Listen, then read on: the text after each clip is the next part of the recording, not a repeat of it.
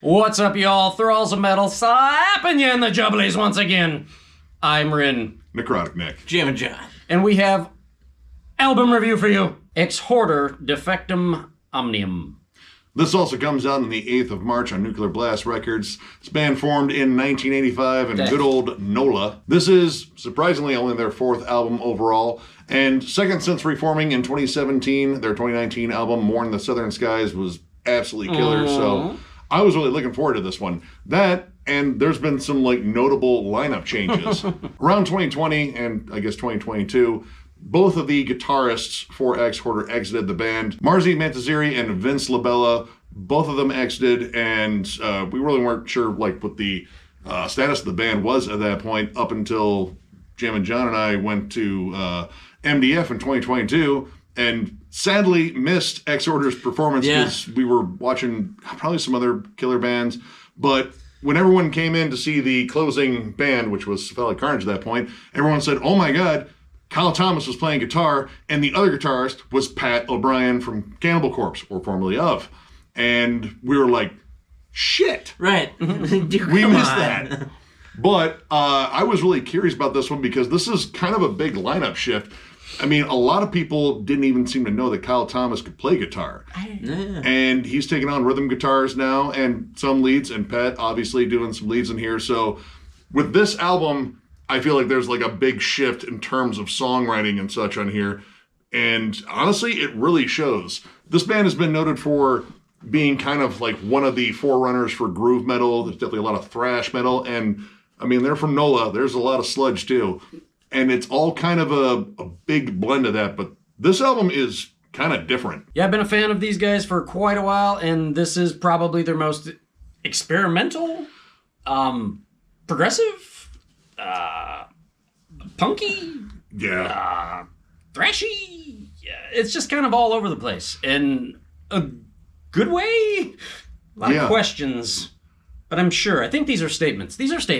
You're still going to recognize stuff from Slaughter in the Vatican, The Law, but there's a lot of interesting transitions and shifts on here that I was not fully prepared for just because I went back and listened to the old stuff, and even the last album, which I would say was a solid comeback album, it reestablished their brand. This one, it's still their brand, but their brand has some different flavors in it. And I've heard these guys a lot over the years, although this would be the first record I've ever sat down and listened to in its entirety. And naughty. I know. Naughty. I know, I'm a real piece of shit, I know. Naughty. Yeah, but even so, there are notable differences from what I remember in their past selections to this one. This is definitely more experimental and doesn't really hold one specific genre in play, so to speak. No, even in the same song. Yeah. There's a lot of, I wouldn't call it genre hopping, but a lot of subgenre hopping.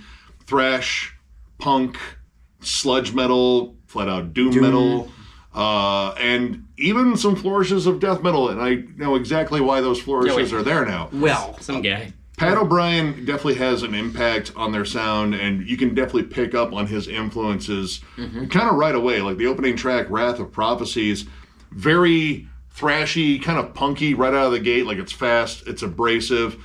Kyle has this very shrieky tone to the verses, but he kind of drops it back down to his kind of gravelly crooning, which if you're familiar with Floodgate or his awesome and severely underrated album Distortion Fields with Trouble, you'll definitely recognize it. But it's when this song shifts into high gear, you get blast beats and a very Pat O'Brien solo, which if you've been listening to Cannibal Corpse for a number of years, that dude can flat out shred. Shreddy. And yeah, it's a whole other wrinkle right out of the gate. And there are lead trade-offs on here between Kyle and Pat, and they're very different because Kyle just he throws on a good melody, but Pat just kind of goes ham on pretty much every solo he can on here.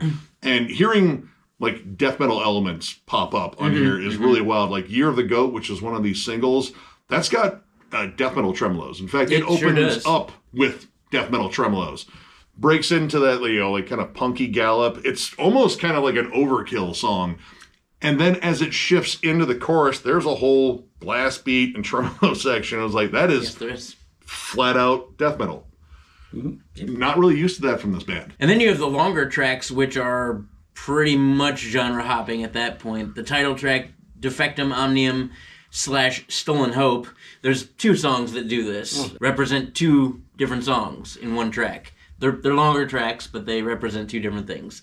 And the title track is this weird kind of droning chant thing, very evil. It's like the lullaby the maids would sing Damien to sleep with in The Omen. Like, it's just creepy Latin chants, and that's the Defectum Omnium section of it. The monks are either conjuring the devil or exorcising the devil. I'm not exactly sure because I don't speak freaky deaky Dutch. So yeah, then you get into Stolen Hope, and it's pretty much like an immediate shift. Kicks in the door with this giant thrashy riff, and there's thrash all over this album. But this song in particular is super thrashy, and then you get these like tribal toms, and then it goes straight Sabbath, and some of the biggest vocals ever. Jesus. Kyle's vocals are amazing on this. It's like a cross between Chris Cornell and Kenny Hickey. Yeah, he has like a deceptive range. Yep. He really does. Like, because, I mean, you listen to a lot of the stuff where he's like more croony, like Floodgate. He kind of stays in just like a nice pocket of a register. But man, here, like, not only do you have his harsh screams and growls, you have that crooning, just kind of leather lung sound that he does. Like, it's just gritty and raspy.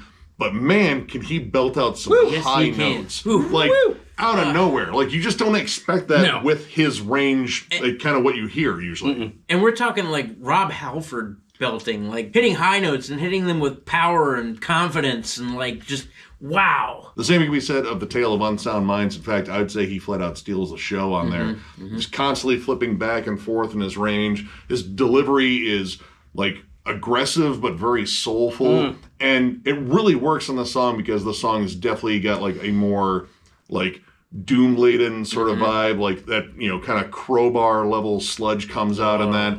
No bend. Man, like, again, these songs stacked on top of each other in terms of how they're arranged here. Like, you flip genres in tracks and, again, in songs, and it is wild in terms of, like, getting your bearings straight. But the one big universal, I'd say, is, like, Kyle's vocals pretty much across the board, even though I don't necessarily like the higher shrieks, but he doesn't do that very often. No. They're not heavily laden with that by any means. Most of this is like good gruff singing and just like good roars, and he absolutely crushes on here. And apparently he's playing guitar at the same time.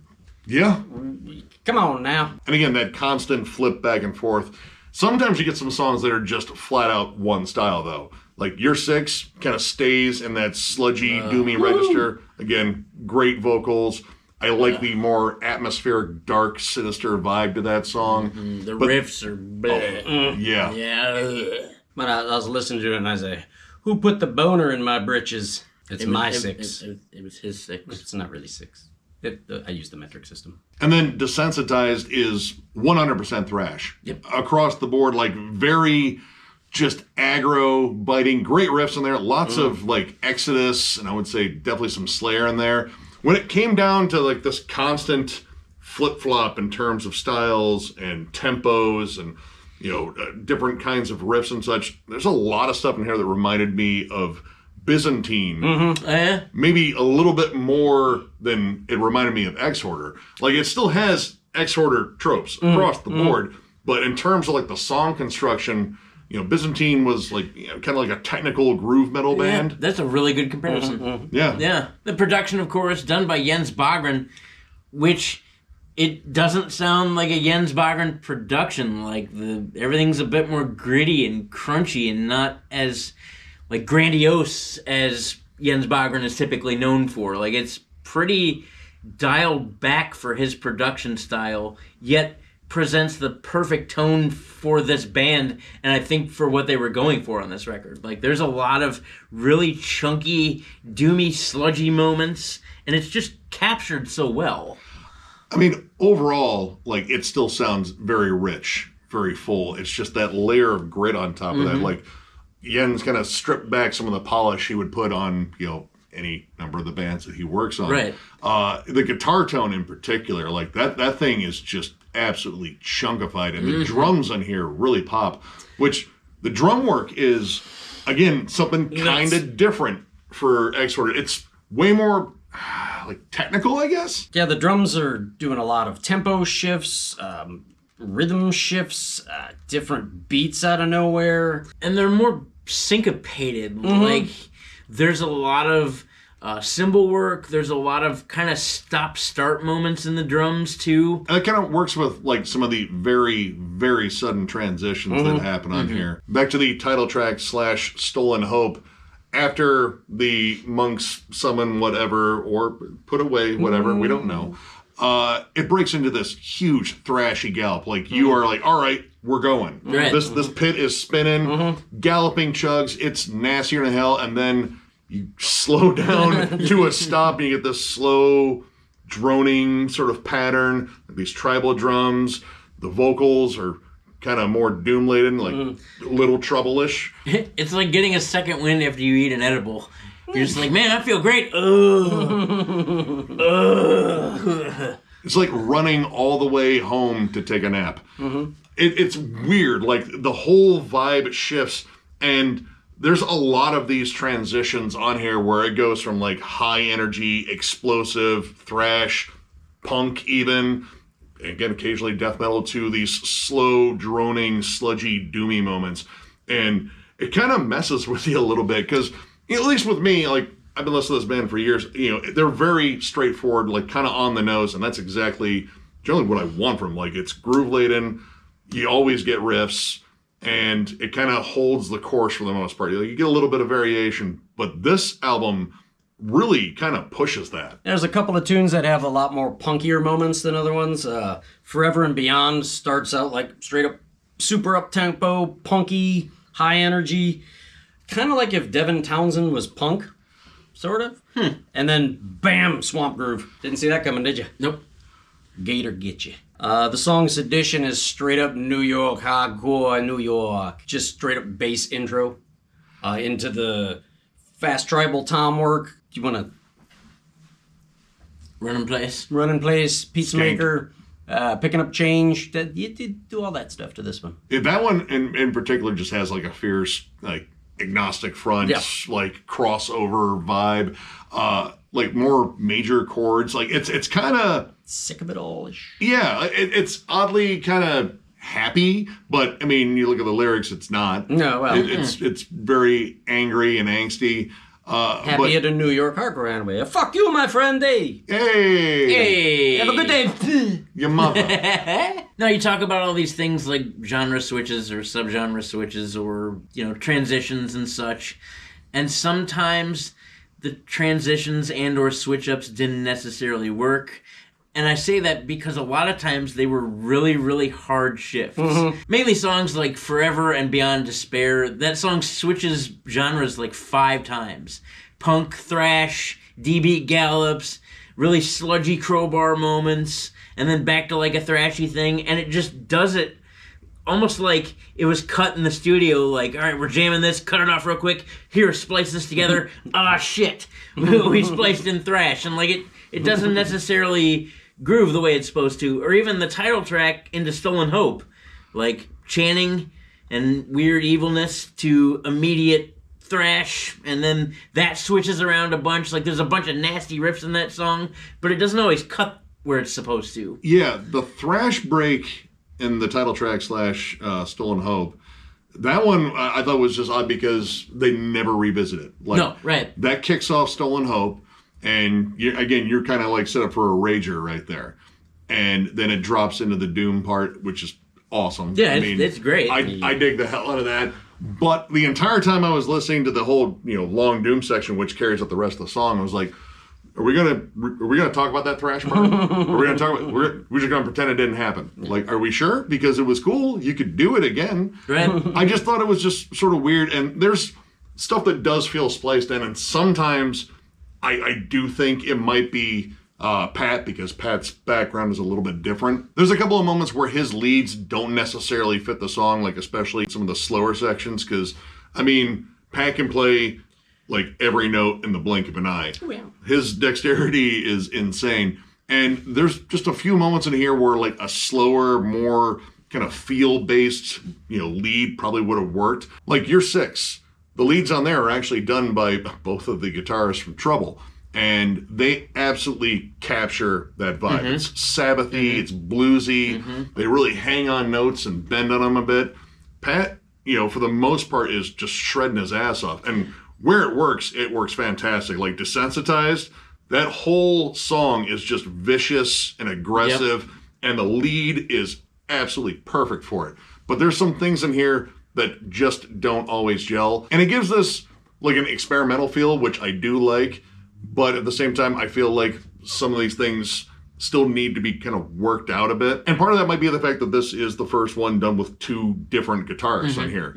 Two guys that have not probably written a lot of guitar work for this band, because I don't know if Kyle ever wrote guitar lines for this band. He might have, but that seems like that was handled mostly by the past guitarists. So that definitely gives this album like a totally different vibe.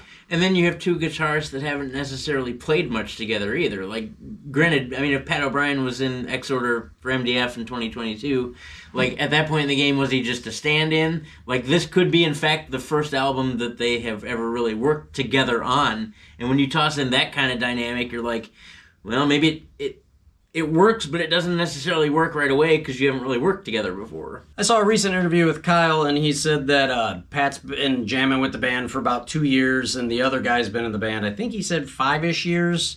So, relatively new in the history of Exhorder, and a lot of it apparently was written during the COVID thing. Oh, God, we're going to die. So they were doing a lot of file sharing and whatnot. That might be a factor in the weirdness. But I will say that I like this album for not trying to just repeat what they did on More in the Southern Skies. You see that a lot in terms of comeback albums, like, all right, we want to capture lightning in a bottle twice. Like, that was our big comeback album. Let's give them exactly what they want. And this does that, but it does that in a totally different way. Yeah. I mean, it's still, again, pretty recognizable as Exhorder, but it's not trying to repeat all the past formulas. And again, with this very different guitar work on here, it opens up the playbook a bit. I just think they haven't got to like all of the great plays yet. So overall, I'm going to give this 3.5 stars. Close to a 4. It's got some rough edges on it, but I like what they're doing here. Like, this is a very different album for Exhorder, and I would probably say like this is their most dynamic album overall. You don't hear like the big dynamic shifts that they're doing here on earlier albums at all. Like, this kind of abandons for the most part some of the straight ahead attack that they have, which again, kind of some downsides that kind of some upsides, because there's some really cool surprises on here. Like when they're absolutely on it, like songs like 3 Stages of Truth / Lacing the Well. I think that song is absolutely fantastic, and the shifts in that song really work. There's other songs too that I think those abrupt shifts can actually work and kind of like, change around the song. Like, it kind of gives you more than you expect. When they decide to stick to a style, they nail it. Like the sludgy songs in here, I mean, they're absolutely incredible, and Kyle generally just flat out owns on those because that's where he just starts singing his dick off. And then the thrashier numbers, like, again, Desensitized, that is a totally different side of the band too. It's more vicious and angry.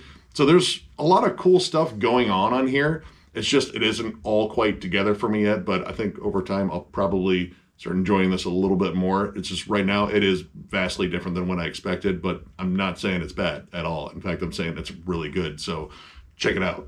I'm going to go with a 4. Dug Exhorder for a long time. This is pretty different than their other stuff. I think this album is too much to digest in one listen, maybe even 2. I like the weirdness because I think it makes sense, but I don't know yet. I don't know how it makes sense, but it must make sense. They put it out, so... Well, I guess that doesn't matter. I don't know. Makes sense to them. That makes sense to them. somebody. Yep. I have always been a sucker for the NOLA bendy, swampy, backbeat Dr. John kind of sound that they all just absorb through their skin because of the humidity. Yeah, this is a interesting listen. All of the genres are represented. Kyle is the man. The vocals are so good. That might be why I couldn't listen to the music as intently, because I'm like, Jesus Christ, man. I'm going to listen to it again and again and again, and it might even go up. We'll see. It'll definitely make the year end. Yeah, probably. I'm going to go ahead and give this album a 4. Although I haven't been listening to Exhorder as long as these gentlemen have, I definitely, once again, have heard them in passing, and sometimes I really like experimental things. And now, granted, while I did say that some of these things don't necessarily mesh together well, it didn't kill it for me either. Like, a majority of these songs I really liked, and especially, much like Rin, those dirty, grimy, bendy, crowbar, doomy, Man, there's so many good riffs packed into this album. It's groovy. It's heavy. It's packed with catchy moments. The vocals, much like I think we've all said, are just goddamn awesome. Yeah. Like, Kyle, dude, man, I love it. I love the vocals. I loved every single minute. There wasn't a single moment on this record where I was like, he didn't hit that note. Like, dude, he killed it. The vocals are killer. I like groovy metal, and I like thrashy metal, and I like classic heavy metal, and I like all these things. And even though, again, while sometimes they didn't necessarily mesh the way they should, even the songs I didn't like as much were still pretty fucking awesome. Desensitized is a banger. Your Six is a beast of a song. Divide and Conquer, Forever and Beyond Despair. Like, again, there's so many more moments that I liked in this record versus the things that I didn't like or that threw me off a little bit, where it's not going to kill it for me. And right now it's a 4, and it may go up. I'm definitely going to jam this record a whole bunch. There are many songs on this album I want to hear cranked in my car. So, yeah, I would recommend checking this out. Experimental as it may be, still give it a listen. It's a pretty damn good album. One thing I did forget to say. On this album, Pat's throwing fire. I mean, blazing solos. Blowing up the amps. Through the fire and the flames. He can play it. That's what I'm saying. There's not a joke there. There's not. So, if you enjoyed this review, give it a thumbs up. And if you are new to the channel, subscribe, because we do stuff like this all the time. We are also on Patreon. If you'd like to help us out there, there's a link down below to thrallsmetal.com. Our Patreon link is there. It is also on our channel, up in the banner on the bottom right-hand corner. But if you're looking for Thralls Metal stuff, you have to go to thrallsmetal.com. We have new shirts. We have old shirts that are discounted, provided we have your size, and we even have hats too. So if you're looking for any of that stuff, click the link down below. And as always, here we get to the awkward thank you part of the video, where we thank you over and over again, and we tell you all that we have going on. Tons of stuff going on at Thralls of Metal. There is never really a dull moment for this channel. Content coming out all the time. As I said in the last video you probably saw, March is a stacked month. There's going to be a ton of stuff going on from Thralls of Metal with just album reviews alone. Can't take it. Outside of that, collection updates, what's John Jammin', eventually I promise we'll get there, States of Metal, discography rankings, next in line is Meshuggah. I mean, yeah, tons of stuff going on. We do it all for you. Thank you guys. I can't say that enough. I can't say how awesome it is that you guys just continue to support us and show Thralls of Metal your love. It's crazy. Yeah. Crazy. You guys absolutely rule. Thank you so much. We're going to get this one rolling because this camera's probably going to overheat in a second. So, one more big thank you, because you guys are absolutely awesome. Thank you. And we'll catch you later. Gator get you.